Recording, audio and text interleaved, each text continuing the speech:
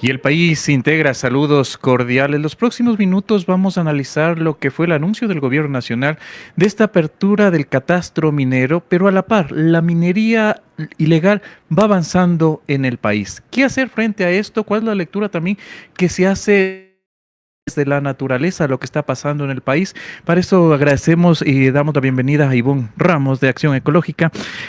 Ivonne, lo estamos mencionando al inicio de esto. Mientras avanza la minería ilegal, el gobierno anuncia la apertura del catastro minero. ¿Cómo interpretar esto? Bien, muchísimas gracias por la oportunidad de dirigirnos al público de Corape. Un saludo muy cordial a todos los oyentes. Plantearle lo siguiente: el tema de la minería ilegal es un tema en donde el Estado Nacional es juez y parte, digamos, y además es cómplice y encubridor. La minería ilegal no tendría la posibilidad de expandirse a la velocidad que tiene si no tuviera un comprador, ¿ya? Y el principal comprador del oro ilegal, del oro que viene manchado con sangre, es el Banco Central. Entonces, el Banco Central no discrimina, no tiene mecanismos de identificación y digamos, de sanción o de evitar la compra del oro que viene manchado con sangre, porque compra todo el oro que le ofrecen, ¿no? Y entonces, del porcentaje que saca a la venta, un mínimo porcentaje viene de la minería, digamos, entre comillas, legal, que no es legal tampoco, de la empresa, minera que el proyecto Fruta del Norte entrega al Banco Central, ¿no es cierto? Entonces, una situación que es necesario poner sobre la mesa de discusión, digamos, y que se transparenten cuáles son definitivamente las políticas que tiene el Estado ecuatoriano en realidad en relación con el tema de la minería ilegal, porque al ser el principal comprador está estimulando el crimen organizado que está asociado a la minería ilegal. Entonces, ese es un aspecto que nos parece muy importante de poner en consideración. La segunda parte que es importante es que el Ministerio de Minas, el Ministerio de Ingeniería y Minas y Minas mismo tiene una instancia, una institución que se debe encargar, digamos, del control y regulación de la minería, tanto de la minería de gran escala, digamos, ¿no es cierto?, para no llamarla legal, porque también es ilegal, y también de la minería ilegal. Y definitivamente esta instancia de control no funciona, digamos, ¿no? Entonces, no están haciendo un control definitivo de lo que está ocurriendo en el país. Lo que ocurre más bien es que instancias relacionadas con el Estado ecuatoriano, instancias relacionadas con la fuerza pública, con las Fuerzas Armadas, que tienen la obligación en este momento de identificar los frentes de minería ilegal, de controlar, de eliminar esos frentes de minería ilegal, no están haciendo un efectivo acciones de control que esto esté ocurriendo, ¿no? Entonces, pensamos que por acción o por inacción, digamos, los entes de control sobre el tema de la expansión de esta minería son inoperantes y por lo tanto cómplices y por lo tanto encubridores de la realidad que está ocurriendo. Pero mientras están pasando estas cosas, ¿no es cierto?, tanto la minería de gran escala, que también es ilegal, y la minería de los ilegales, lo que están provocando un grave daño a las comunidades locales, a los territorios de las comunidades locales. Y cada vez vemos con más frecuencia las imágenes lamentables, terribles de lo que pasa en Napo, por ejemplo, ¿no? Cómo se expande la minería en el Napo. Y es importante señalar que no solamente es que operan las bandas criminales en la minería ilegal en el Napo, sino que son bandas que están asociadas a la empresa legal, entre comillas, que no es legal, Rajert, que no es cierto, que tiene concesiones oficiales del Estado ecuatoriano. Y lo mismo ocurre en otros territorios, como lo que pasa en Buenos Aires, por ejemplo, ¿no es cierto? Ahí están operando también bandas criminales, también está operándose la minería ilegal, pero sin lugar a dudas también esos mineros ilegales están asociados, los capataces o los operadores de los ilegales fueron en su momento operadores de Hanrin, según lo que denunciaron los mismos pobladores en el territorio. Entonces, de esa forma vemos que hay una asociación ilícita, hay un vínculo íntimo entre los, entre comillas, operadores legales con los operadores ilegales. Entonces, ese es un aspecto que definitivamente es necesario poner y transparentar, ¿no? Porque mal se puede pretender que las comunidades locales, digamos, que los agricultores, que la gente que se dedica a cultivar la tierra y a darnos de comer a los ecuatorianos, tengan que enfrentar con sus propios cuerpos, con sus propias fuerzas limitadas, la intromisión de estas formas de invasión a sus territorios. O sea, estas minerías se imponen a sangre y fuego en el territorio, a sangre y fuego de los que operan legalmente la violencia, ¿no es cierto? Como puede ser el ejército y la policía, que no respetan la voluntad de las comunidades locales o la voluntad popular. Y cuando se hacen, entre comillas, unas maldecidas consultas previas, libres, informadas o consultas ambientales que el Ministerio de Energía y el del Ambiente hacen en complicidad con las empresas mineras en esos territorios, entonces tienen que enfrentar esa violencia y en otros la violencia de los sicarios o de las bandas. La situación en el país es muy grave, tanto para las comunidades y el tejido social de las comunidades como para la naturaleza, pero sobre todo también es que se nos han violado los derechos constitucionales y los derechos humanos y de la naturaleza con todas estas prácticas. ¿Qué ganaría el gobierno, por ejemplo, con esta apertura del catastro minero? Ya que también una de las promesas del presidente Daniel Noboa era precisamente la conservación de la naturaleza, pero abrir el catastro minero de alguna manera perjudicaría este principio. Mire, al momento actual nosotros tenemos proyectos, digamos, las operaciones mineras de los 7 proyectos estratégicos ubicados en las zonas más megadiversas del Ecuador, ¿ya? Si hablamos, por ejemplo, de los proyectos, del proyecto Loma Larga, que es el que recientemente estuvo en la palestra pública, está localizado en el páramo.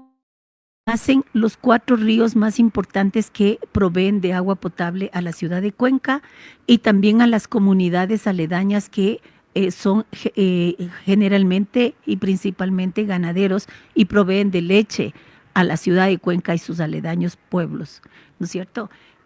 Es el sitio más importante, digamos, son las zonas de recarga hídrica más importante que tiene la ciudad de Cuenca. La ciudad de Cuenca ya votó en el 2021 con un 86% de la población a favor de que se conserven esas cuencas hidrográficas. Ahí, de acuerdo al derecho constitucional que nos ampara el derecho a la participación ciudadana, se determinó de que definitivamente esas zonas de recarga hídrica no se pueden tocar, porque el sitio de donde nacen estos ríos son sitios en donde hay altísimas concentraciones de metales pesados que pueden contaminar el agua potable.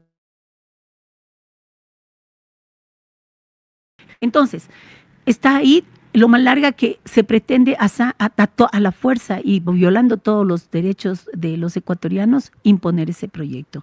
Le puedo hablar del proyecto de las naves. El proyecto de las naves está en la provincia de Bolívar, donde se está poniendo el proyecto que se llama el Domo. Es justamente donde nacen las aguas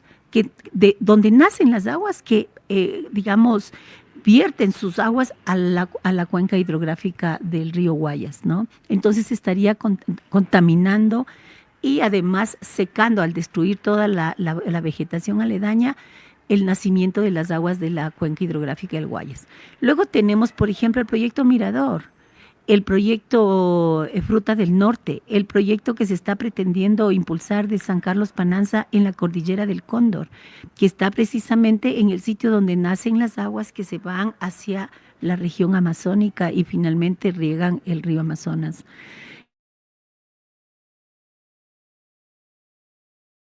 Van a provocar una destrucción y una devastación a nuestros ecosistemas más diversos y más importantes, proveedores de agua. Pero el problema que tenemos con la minería de gran escala es que ellos van a generar unos impactos ambientales también de gran escala, pero sobre todo impactos que van a ser a perpetuidad, para siempre. Los proyectos mineros se van a ir del país a los 30 años, a los 40, cuando se acabe el recurso minero. Pero el daño que se ha generado, la acumulación de desechos tóxicos, se quedan en el sitio. Por ejemplo, hay el proyecto Mirador, ya que está en la cordillera del Cóndor, operado por la empresa EXA.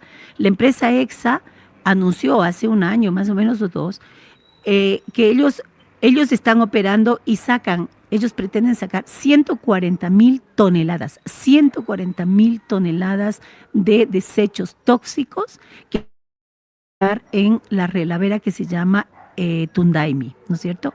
Y a esa relavera que está en un encañonado de montañas, le van a poner una pared de 320 metros de altura para poder poner los acumulados de lo que ellos están planteándose a 140,000 toneladas cada día. Entonces, ese acumulado que sería en esta relavera, que es una piscina gigantesca, ¿no es cierto? Tenemos el problema que esa relavera nunca más puede ser tratada, digamos. O sea, lo máximo se podrá hacer el tratamiento para tratar de evitar que haya una ruptura de la pared, que es una cosa que sí va a ocurrir, que es inminente y que fue planteada esa posible ruptura por parte de un ingeniero minero experto en relaveras, que se llama Steven Emmerman, y él cuando la estudió a esa relavera dijo, la ruptura de esa pared va a ocurrir o no. No les puedo decir que si va a romperse o no, sí se va a romper. Lo que no les puedo decir es cuándo se va a romper, pero cuanto más llena esté esa relavera, mayor va a ser el daño, porque todas las poblaciones que están asentadas abajo de la relavera, a lo largo del río Quimi y a lo largo del río Zamora, hasta el río Chuchumbletza, van a quedar sepultadas. Entonces hablamos de miles de personas que están en el riesgo de quedar sepultadas ante la inminente ruptura de la relavera de la empresa EXA en el proyecto Mirador. Entonces, la magnitud de los daños tienen esas cifras, ¿sí ve? O sea, los daños son a perpetuidad, los daños son definitivos, la riqueza se la acumula la empresa y se la va llevando, ¿no? En cálculos, por ejemplo, que decía Alberto Acosta en un libro que él escribió recientemente y tomando en cuenta los datos oficiales del ministerio, en los 7 proyectos del gobierno nacional, ¿no es cierto? Entonces, en esos 7 proyectos estratégicos se habla de la acumulación de estos desechos tóxicos, ¿no es cierto? Entonces, 50,000 millones de toneladas entre los 7 proyectos estarían acumulando según datos oficiales, ¿no es cierto? Si nosotros hiciéramos el cálculo que esos 50,000 millones de toneladas se gastaría $5 por cada tonelada en el monitoreo y mantenimiento de esos contaminantes acumulados, toda esa acumulación de riqueza o digamos de beneficio que el Estado pretende acumular, tendrían que ser la mayor parte de esos de beneficio económico ser invertidos en el mantenimiento y tratamiento de esos desechos tóxicos que están acumulados a perpetuidad. No sé si es clara la relación que estamos haciendo, porque el argumento del Estado es vamos a tener gran beneficio económico, pero el Estado lo que nos está diciendo es que el beneficio económico que hoy se tiene, o sea, pan para hoy y hambre para mañana. Hoy estará el gobierno diciendo, estamos ganando mucho con las empresas que nos están beneficiando ahorita, Mirador y Fruta del Norte. Sin embargo, cuando nosotros hacemos una proyección a futuro, digamos, cuando ya las empresas se vayan, es el Estado ecuatoriano el que se va a quedar a cargo de todos esos desechos tóxicos. Es el Estado ecuatoriano el que va a tener que tratar de evitar que las relaveras se rompan, que va a tener que lidiar con la salud y la contaminación. Todos los usuarios de las aguas contaminadas van a quedar enfermos, van a tener multitud de enfermedades. ¿Quién va a hacerse cargo de esos enfermos? ¿Quién les va a brindar, medicina, hospitales, salud para que se pueda resolver el problema de esas enfermedades que se van a quedar a perpetuidad en los pobladores locales? Es determinante y es impresionante ver en la provincia del Napo, en las zonas donde hay minería, los sitios en donde antes eran los ríos, fuentes de alimentación, porque en la Amazonía Las mujeres indígenas toman el agua del río para hacer la chicha, para dar de tomar a su gente. La gente cocina con esas aguas. Los niños se van a bañar en esos ríos. Ahora esos ríos son fuente de muerte. Nadie se puede meter esos ríos sin dañarse la piel. Nadie puede tomar esas aguas para poder cocinar, a menos que esté dispuesto a sufrir al corto y a largo plazo enfermedades definitivamente mortales como cáncer. Entonces, esa es la situación. El catastro minero no es un problema. Según el Plan Nacional de Desarrollo Minero, que salió en el 2020, hasta el 2020 nosotros teníamos alrededor de 2 millones de hectáreas destinadas para la minería entre concesionadas y en proceso de trámite. Las aspiraciones que tenía ese plan de desarrollo minero es que al 2030 se lleguen a destinar 10 millones de hectáreas de nuestro territorio para operaciones mineras. Imagínese usted 10 millones de hectáreas en las zonas más frágiles de nuestro país, en las zonas donde se provee agua para el consumo humano y para la agricultura. Eso es un crimen. Eso es mirar la realidad totalmente distorsionada. Nuestro país es un país soberano, nuestro país es un país megadiverso, nuestro país es un país que se ha dedicado a la agricultura y que nos ha dado de comer siempre. Entonces, es un momento para pedirle al gobierno que reflexione y resuelva definitivamente cambiar esa política de muerte. Con quien hemos dialogado estos minutos acerca de lo que fue el anuncio del Gobierno Nacional de la apertura del catastro minero. Desde aquí se ha dado a conocer también el punto de vista y también el impacto que tiene tanto la minería legal como la minería ilegal. Con esto retornamos. Corapé informa.